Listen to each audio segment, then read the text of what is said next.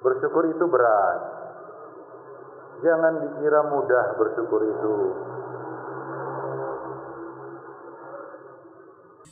Akhwani fiddin ma'asyiral muslimin rahimani wa rahimakumullahu jami'an. Ketika kita berbicara kematian, itu sama. Semua manusia sama di hadapan kematian. Yang tua, yang muda, yang miskin, yang kaya tidak mengenal status sosial. Akhwani fiddin ma'asyiral muslimin. Akan tetapi yang perlu kita perhatikan adalah bekal menuju kematian. Hidup kita tahu semuanya tidak abadi.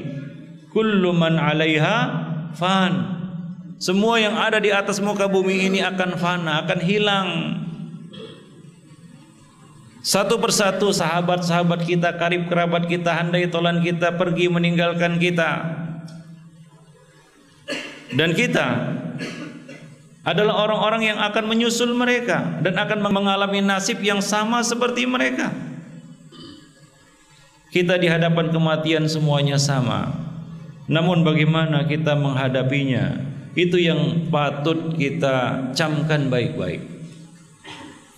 Karena kematian itu hanya ada dua bentuk, tidak ada bentuk yang ketiga. Husnul khotimah atau su'ul khotimah. Kematian yang baik, kesudahan yang baik ataupun kesudahan yang buruk. Tidak ada istilahnya dia mati dengan tenang. Tidak husnul khotimah, tidak su'ul khotimah, tidak ada. Karena kematian itu cuma ada dua bentuk, karena malaikat yang akan membawa roh manusia cuma ada dua macam. Itulah yang akan kita lihat ketika kita menghadapi kematian. Malaikat yang putih bersih atau malaikat yang hitam legam. Dan dengan melihat kemunculan malaikat ini saja, seseorang itu sudah tahu bagaimana nasibnya kelak. Dengan kematian saja itu sudah cukup untuk mengetahui bagaimana perjalanannya kelak. Kalau dia mendapatkan husnul khotimah, ini adalah pertanda baik untuk perjalanannya di alam berikutnya, yaitu alam barzakh sebelum alam akhirat.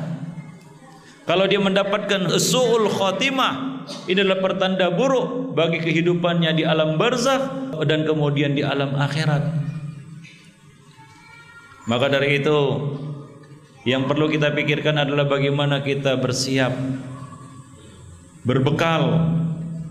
Allah Subhanahu wa taala mengingatkan kepada kita semua, ya ayyuhalladzina amanu ittaqullah wal tandur nafsum ma qaddamat lighad wattaqullaha innallaha khabirum bima ta'malun. Wahai orang-orang yang beriman, bertakwalah kamu kepada Allah, dan hendaknya masing-masing jiwa, orang yang masih punya nafsun, nafas, ingat apa yang telah dikumpulkannya dan apa yang akan dikumpulkannya untuk menyongsong hari esok. Hari esok bukan 1-2 hari ke depan, bukan 1-2 bulan ke depan, bukan 1-2 tahun ke depan. Hari esok adalah hari besok sampai hari berbangkit. Sampai diputuskan kita di sorga atau neraka itu ghadin. Itulah masa depan. Bukan hanya besok. Perjalanan kita ternyata masih panjang. Di dunia kita nggak tahu berapa lama kita diberi kesempatan oleh Allah Subhanahu wa taala, berapa tahun lagi kita nggak tahu. Yang sudah masuk usia senja 40 tahun ke atas, itu jatahnya, jatah umur umat Muhammad sampai 60. Kalau 59 dia sekarang, maka jatahnya tinggal 1 tahun lagi. Kalau dia di atas 60 berarti dia sudah berusia lanjut. Lanjut usia, lanjut. Namanya juga lanjut. Ini sudah masuk injury time. Wasit itu siap-siap meniup peluit, pertanda pertandingan sudah berakhir. Maka kalau sudah sampai pada usia-usia seperti ini, semestinya sudah fokus untuk menatap akhirat. Karena kesempatan sudah tinggal beberapa saat, nggak ada cerita main-main lagi. Ikhwani fiddin ma'asyiral muslimin. Kemudian di alam barzakh, kita akan menjalani alam barzakh sampai kapan? Ila yaumi yub'atsun, sampai hari berbangkit. Bilakah hari berbangkit? Hanya Allah yang tahu. Kemudian kita akan dibangkitkan kembali dan dikumpulkan di padang mahsyar. Kita akan melewati hisab, kita akan menjalani timbangan amal, dan kita akan melewati sirat, dan kita akan berbaris untuk masuk ke dalam surga. Bayangkan, untuk berbaris masuk ke dalam surga saja itu berbeda-beda sesuai dengan status sosial. Ustadz, apa hubungannya status sosial dengan berbaris masuk surga? Itu kalau sudah selamat ya, sampai melewati sirat, itu dibariskan dan digolong-golongkan menurut status sosial. Apa hubungannya dengan status sosial ini? Iya, karena orang-orang miskin itu lebih dulu masuk surga 500 tahun lebih dulu daripada orang-orang kaya. 500 tahun itu bukan waktu yang singkat. 500 tahun itu artinya kalau orang miskin ini sudah masuk surga bersenang-senang, orang kaya masih baris menunggu masuk surga. Itu kalau masuk surga. Kalau enggak masuk surga udah lain ceritanya, enggak usah cerita lagi sudah. Kalau enggak selamat menyeberangi sirat, sudah enggak usah cerita lagi. Karena orang-orang yang menyeberangi sirat ini itu sesuai dengan amal. Apalagi di samping kanan kiri sirat ini ada dua perkara yang siap mengait siapa saja yang melewati sirat, mencegat siapa saja yang melewati sirat. Apa dua perkara ini? Yaitu amanah dan silaturahim. Orang yang suka menyia-nyiakan amanah, orang-orang yang mengkhianati amanah, jangan harap bisa selamat lewat sirat. Orang yang suka memutus tali silaturahim, jangan harap berhasil melewati sirat. Karena dua perkara ini akan menunggu setiap orang yang melewati sirat. Sampai ke seberang, bukan langsung masuk surga. Dicegat dulu, apakah ada hutang piutang, tersangkut hutang piutang dengan orang lain atau tidak. Sudah selesai itu, dilihat lagi status sosialnya. Waktu di dunia ini status sosialnya orang miskin atau orang kaya. Kalau orang kaya suruh di belakang dulu. Perbedaan waktunya sampai 500 tahun. Ikhwani fiddin ma'asyiral muslimin. Jadi masih panjang perjalanan hidup kita. Oleh sebab itu ikhwani fiddin, Nabi SAW minta hidup miskin dan minta dimatikan dalam keadaan miskin dan minta dikumpulkan bersama orang-orang miskin pada hari kiamat. Itu salah satu doa yang dibaca oleh Nabi. Allahumma ahyini miskinan wa amitni miskinan wahsyurni fi zumratil masakin yaumal qiyamah. Ya Allah, hidupkanlah aku dalam keadaan miskin, matikan aku dalam keadaan miskin, dan kumpulkan aku bersama orang-orang miskin pada hari kiamat.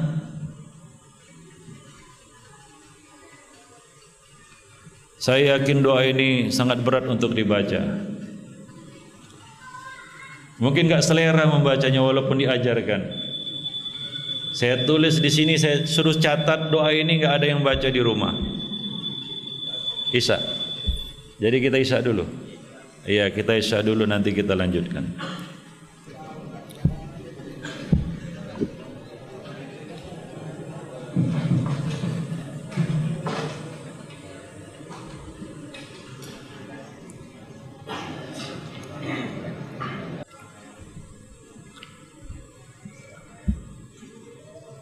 Assalamualaikum warahmatullahi wabarakatuh. Alhamdulillah wassalatu wassalamu ala Rasulillah wa ala alihi wa ashabihi wa mawalah. Amma ba'd. Akhwani fid din, ma'asyiral muslimin, a'azani Allah wa iyyakum jami'an. Kita akan meneruskan kajian kita pada malam ini. Tadi kita sebutkan bahwa perjalanan hidup kita ini masih panjang, dan tadi kita sebut salah satu doa yang dibaca oleh Nabi SAW, bahwa Nabi sebenarnya minta miskin dan minta mati dalam keadaan miskin dan dibangkitkan, dikumpulkan pada hari kiamat bersama orang-orang miskin. Hadisnya sahih, riwayat Nasa'i dan disahihkan oleh Al-Albani. Allahumma ahyini miskinan wa amitni miskinan wahsyurni fi zumratil masakin yaumal qiyamah. Ya Allah, hidupkanlah aku dalam keadaan miskin, matikan aku dalam keadaan miskin, dan kumpulkan aku bersama orang-orang miskin pada hari kiamat. Pertanyaan, siapa yang pernah baca doa ini?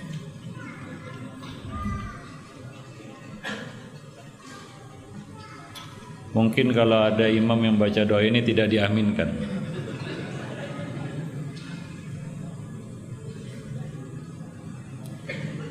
Mungkin ada yang berasumsi, Ustadz, kalau begitu orang Islam ini dilarang kaya. Tidak. Nabi di dalam doa ini tidak melarang kita jadi orang kaya. Tapi Nabi memilih untuk jadi orang miskin. Padahal Nabi itu kaya, tapi cuma sebentar, Pak.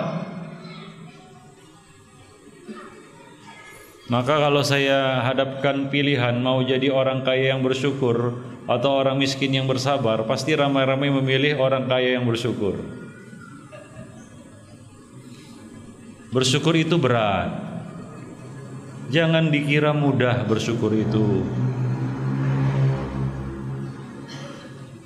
Perlu bukti. Nabi pernah bercerita tentang 3 orang dari kalangan Bani Israel, umat terdahulu. Mereka diuji oleh Allah Subhanahu wa taala dengan sakit dan miskin. Karena miskin gak bisa berobat, gak sembuh-sembuh sakitnya. Yaitu seorang yang abros, asla' dan a'ma. Satu kulitnya rusak, bercak-bercak hingga dijauhi orang. Yang satu kena penyakit pada kepalanya hingga botak. Yang satu lagi buta. Diuji oleh Allah dengan sakit dan miskin, tapi lulus. Fa'aradallahu ayyabtaliyahum. Kemudian Allah ingin menguji mereka. Ujian apa lagi? Bukankah mereka sudah diuji dengan sakit dan miskin? Tapi di dalam hadis itu Nabi SAW mengatakan fa'aradallahu ayyabtaliyahum. Allah ingin menguji mereka. Menguji dengan apa? Dengan sehat dan kekayaan. Maka diutus seorang malaikat, ini singkat cerita ya. Diutus seorang malaikat untuk menyembuhkan penyakit mereka dan memberikan harta kepada mereka hingga mereka menjadi orang yang sehat walafiat dan kaya raya. Apa yang terjadi?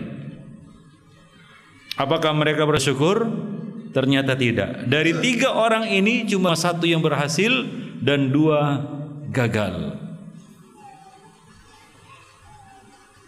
Artinya bersyukur itu berat. Maka dari itu dalam banyak ayat Allah Subhanahu wa taala mengatakan qalilan ma tashkurun, sangat sedikit kamu itu yang bersyukur. Ketika syaitan bersumpah akan datang mendatangi Bani Adam dari kanan, dari kiri, dari muka, dari belakang, apa kata Allah Subhanahu wa taala bercerita tentang sumpah syaitan? Wala tajidu aktsarahum syakirin. Kamu tidak akan dapati kebanyakan mereka itu bersyukur. Jadi syukur itu berat.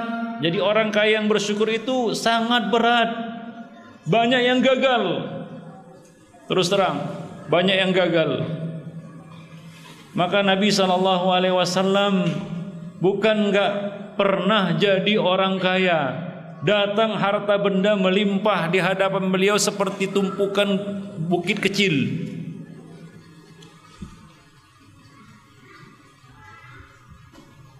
Tapi habis dalam sekejap. Kemana? Diberikan ke kanan, ke kiri, ke muka, ke belakang. Habis. Jamilah jatuh miskin lagi. Jadi kayanya itu cuma sesaat. Sanggup enggak orang kaya seperti ini? Saya kira tidak. Kenapa? Karena rata-rata Bani Adam itu tidak bisa mengalahkan sifat rakus dan tomahnya. Kalau dapat satu lembah emas, dia cari yang kedua. Dapat dua, mau tiga, dia lupa, dia mati. Waktu punya uang 100.000, dia mau sedekah.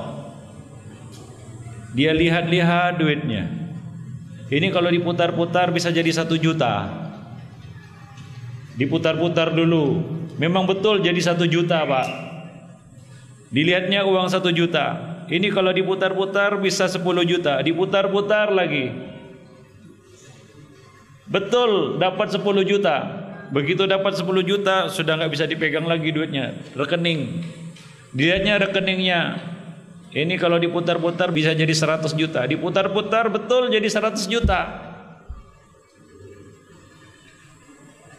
Punya 100 juta dilihatnya. Ini kalau diputar-putar bisa jadi 1 miliar. Akhirnya mati gak sempat sedekah.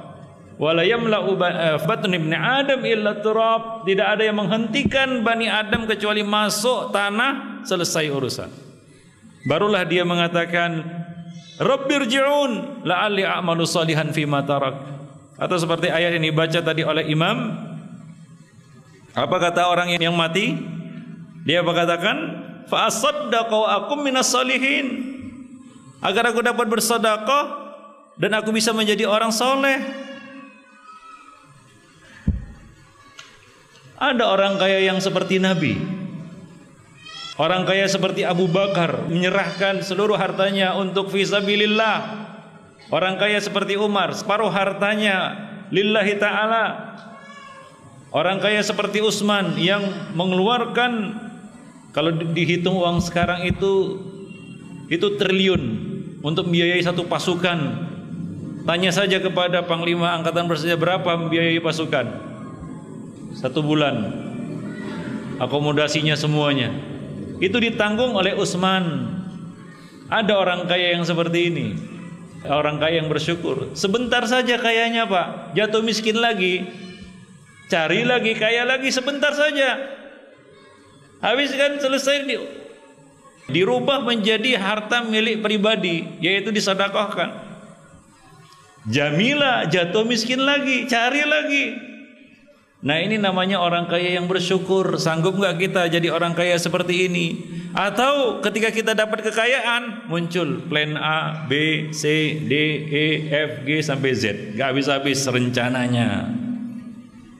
Akhwani fiddin ma'asyiral muslimin rahimani wa rahimakumullahu jami'an. Jadi orang yang menyadari bahwa dia akan menjalani kematian, maka dia akan melakukan persiapan-persiapan.